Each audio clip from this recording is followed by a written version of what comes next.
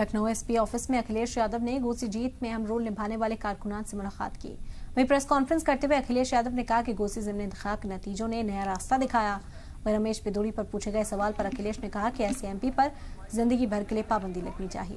BJP में मुतनाज़ा बयान देने वाले लीडरान भरे हुए हैं। मैं सुधाकर सिंह जी को और उनके पूरे साथियों को जो आज इस हॉल में बैठे हैं, मैं उनका धन्यवाद भी देता हूं, आभार भी प्रकट करता हूं और इस जीत के लिए बहुत बहुत मुबारकबाद उनको मैं देता हूं। सरकार जितना दबाव बनाना चाहती थी रेड कार्ड देकर या खास करके जो हमारे मुस्लिम भाई मतदाता जहां रहते हैं उनके ऊपर दबाव बनाने का काम किया, अधिकारियों के माध्यम से जो कुछ कर सकते थे वो किया, लेकिन उसके बावजूद भी घोसी की जनता सुधाकर सिंह जी के साथ खड़ी दिखाई दी। साइकिल चुनाव चिन्ह पर एक एक वोट डाल करके उन्होंने ऐतिहासिक परिणाम दिया।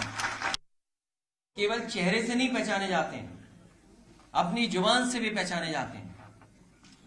और बीजेपी के कोई ये पहले नेता नहीं है।